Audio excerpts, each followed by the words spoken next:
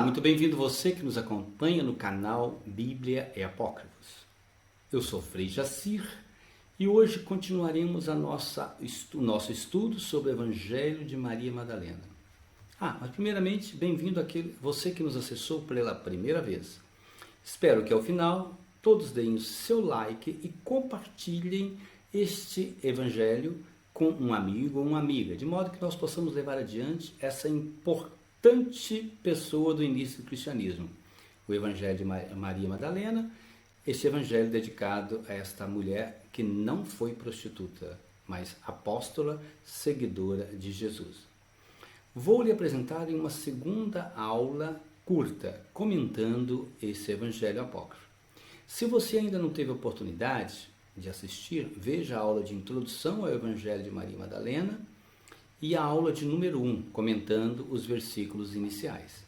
Porque hoje vou lhe apresentar uma aula muito interessante. O tema é: o pecado não existe, tirado do capítulo 7, versículos de 11 a 28 do Evangelho de Maria Madalena. Olha que interessante, você já pensou nisso? Que o pecado não existe? Pois bem, vamos lá. O Evangelho Apócrifo de Maria Madalena, de origem gnóstica, datado por volta do ano 150 da Era Comum e encontrado em 1945, recentemente, na biblioteca de um local chamado Nag Hammadi, no Alto Egito. No capítulo 7, versículos de 11 a 28, está escrito o seguinte: Pedro diz a Maria Madalena: já que tu te fazes a intérprete dos elementos dos acontecimentos do mundo, dize-nos o que é o pecado no mundo. O Mestre Jesus diz: não há pecado. Sois vós que fazeis existir o pecado quando agis conforme os hábitos de vossa natureza adúltera. Aí está o pecado. Eis porque o bem veio entre vós, ele participou dos elementos de vossa natureza, a fim de reuni-la às suas raízes.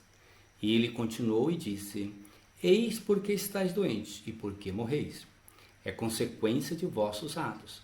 Vós fazeis o que vos afasta. Quem puder, compreenda. Quem puder, compreenda. Então vamos lá compreender este evangelho?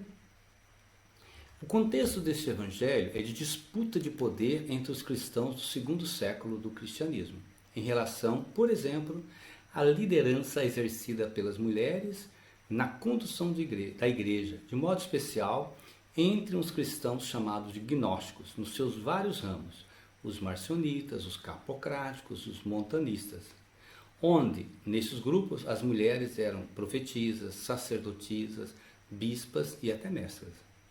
Há, nesse período, uma disputa de poder para saber quem conduziria o cristianismo. A partir do final do século II, quem concedesse poder às mulheres seria considerado herético, isto é, expulso do cristianismo que se tornou hegemônico, isto é, o cristianismo apostólico. Os cristãos da primeira hora seguiram o exemplo de Jesus, que acolheu e valorizou as mulheres em sua pregação do reino. Com a condução de homens, o cristianismo, neste século então, voltou a ser judeu. Para o Império Romano, a posição discriminatória do cristianismo em relação à mulher foi positiva, pois ela veio de encontro aos misóginos romanos. Sabe o que é uma pessoa misógina? São aqueles homens que têm aversão ao poder da mulher, né? E eles então combatem a proeminência, a liderança das mulheres no Império. Os quais, por serem maioria, por serem maioria, começavam a se envolver nos negócios, na vida social, nos esportes, nas viagens e nas festas.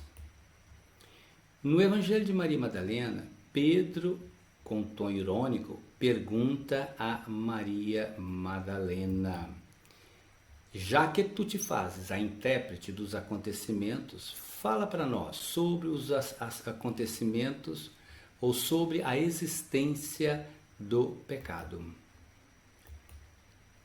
Pedro era reconhecido como que tinha primazia sobre os apóstolos. O seu nome é também Simeão, substantivo que vem do verbo hebraico shema, que significa escutar, com o sentido de saber entender, compreender o sentido, e não somente ouvir por ouvir. Dizer Simeão, Simeão, Simão ou Simeão é o mesmo que dizer aquele que ouve e interpreta perfeitamente. Pedro, aquele que pensa, ter compreendido a fala de Jesus, parece não ter ouvido direito. Concorda comigo? O ter ou terá ouvido de forma equivocada. Pode ser. Pedro afirma que Maria Madalena quer passar por intérprete dos acontecimentos e dos elementos do mundo. Na verdade, Maria Madalena esteve muito próximo de Jesus. O conheceu muito e o amou em profundidade. Ela não era prostituta. Ela poderia sim interpretar os elementos do mundo, a realidade que nos impede, conforme o pensamento gnóstico, de conhecer para voltar para a realidade da luz de onde vivemos. Gnose significa conhecer.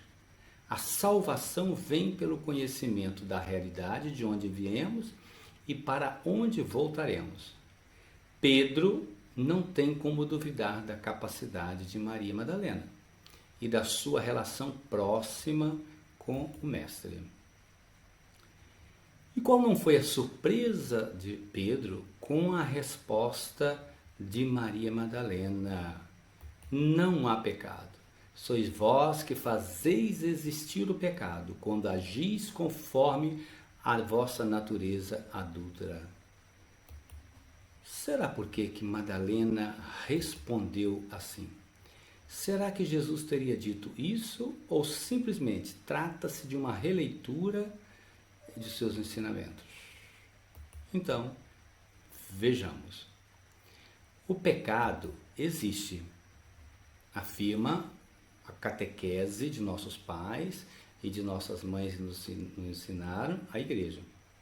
A natureza divina não tem pecado. Você há de convir comigo. E se somos divinos, o pecado não deveria fazer parte do nosso ser.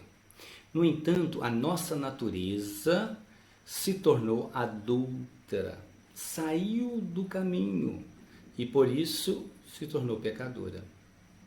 O que nós chamamos de pecado é uma afronta às leis pré-estabelecidas no interno da sociedade e das instituições religiosas. Pecamos porque desobedecemos às leis.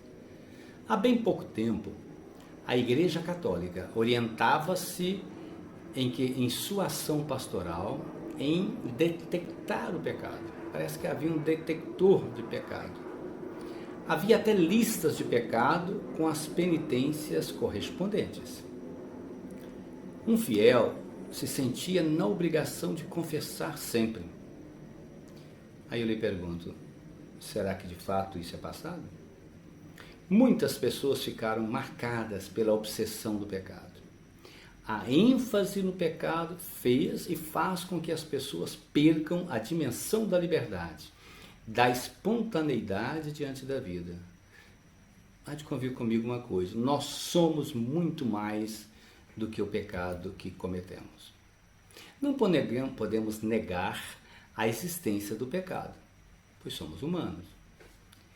Ele não é só moral e pessoal, mas também social e estrutural, do qual advém, é claro, o pecado pessoal. Esse pecado social advém do pecado pessoal.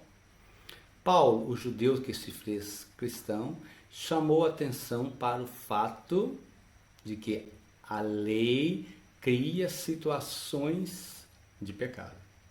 Para ele, sem a lei, o pecado está morto. Sem a lei, o pecado está morto. A comunidade de Maria Madalena segue esse mesmo tipo de raciocínio quando diz que o pecado não existe, mas somos nós que fazemos existir o pecado com as nossas leis, né, que ferem a essência do evangelho da vida, da liberdade. A natureza adúltera cria o pecado. Adúltero no evangelho, ou adulterar no evangelho de Maria Madalena, não tem conotação sexual, por favor, mas está relacionada com a idolatria, isto é, adorar algo que não existe, sair do caminho de Deus.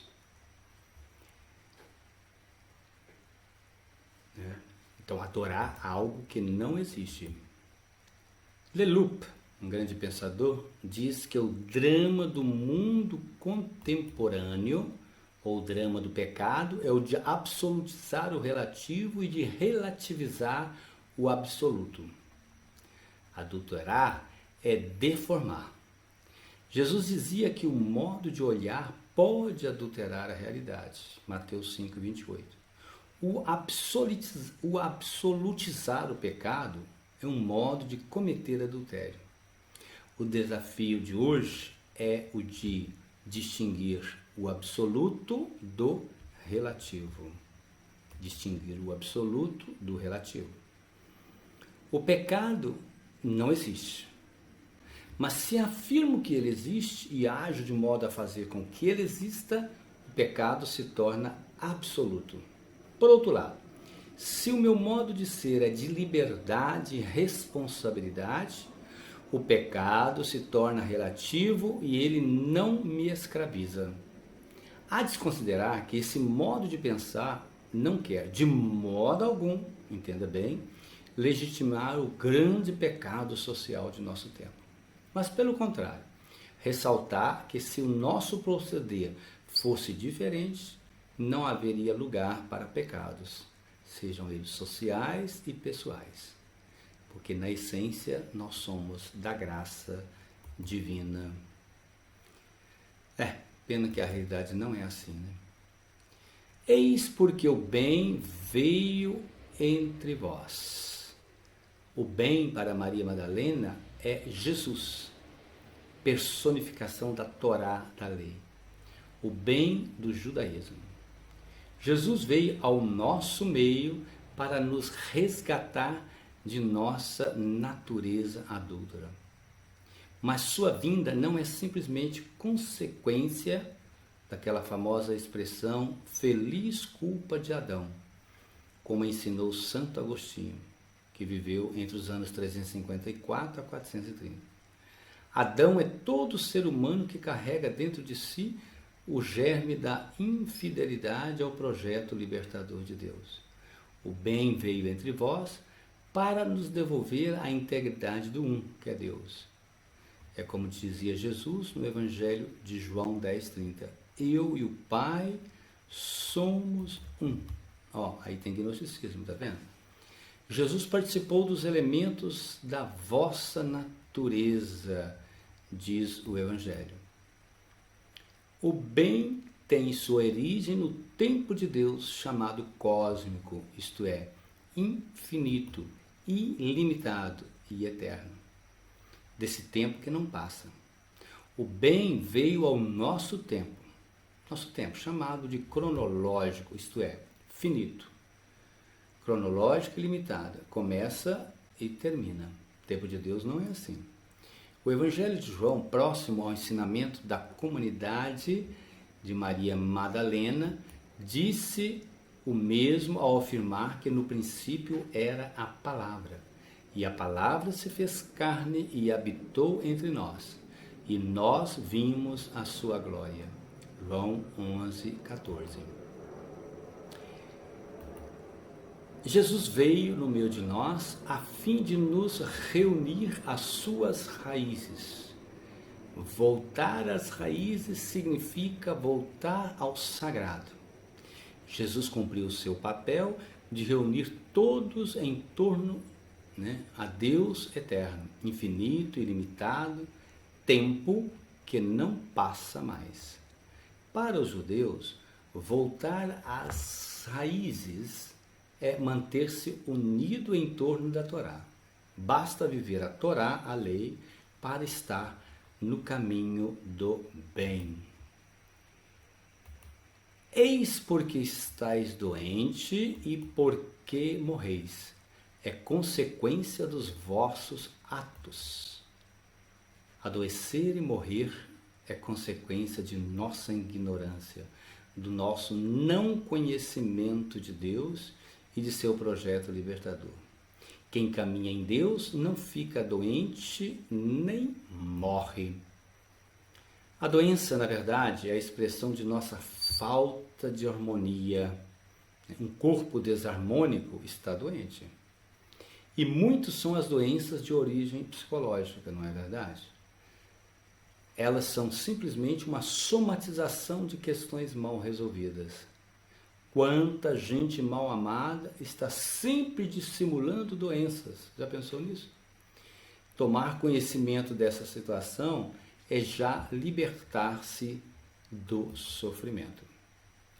Vós fazeis o que vos afasta. Vós fazeis o que vos afasta. E poderíamos acrescentar, vos afasta de onde? Vos afasta do centro. Como humanos integrados ao cosmos, vivemos em harmonia. Imagine você que se estivesse dentro de um círculo.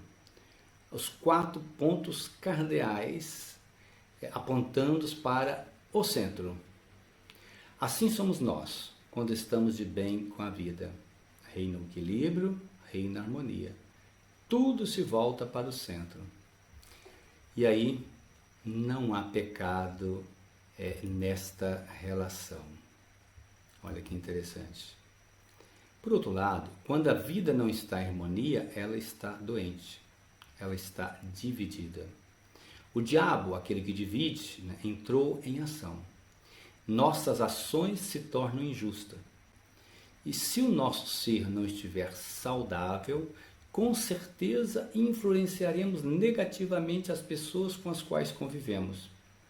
Somos frutos do nosso modo de agir, pensar e relacionar-nos. É desafio para cada um de nós permanecer sempre íntegro, fazendo sempre o caminho em direção ao centro. Permanecer no centro. E essa é uma tarefa cotidiana, difícil, de quem quer encontrar a realização do seu ser. Mas vale a pena a busca, eu te garanto. Um tesouro será encontrado. Permanecer no centro é já viver sem pecado, deixando a graça de Deus agir. Abrir, quem puder, compreenda. Olha que interessante. Quem puder, compreenda. Expressão que encerra esta passagem do Evangelho de Maria Madalena. O Mestre sabe que nem todos são capazes de compreender esse tamanho mistério. Ele deixa a liberdade de opção para o ouvinte. Para terminar, será que Pedro compreendeu a resposta de Maria Madalena? Isto é, que o Mestre disse?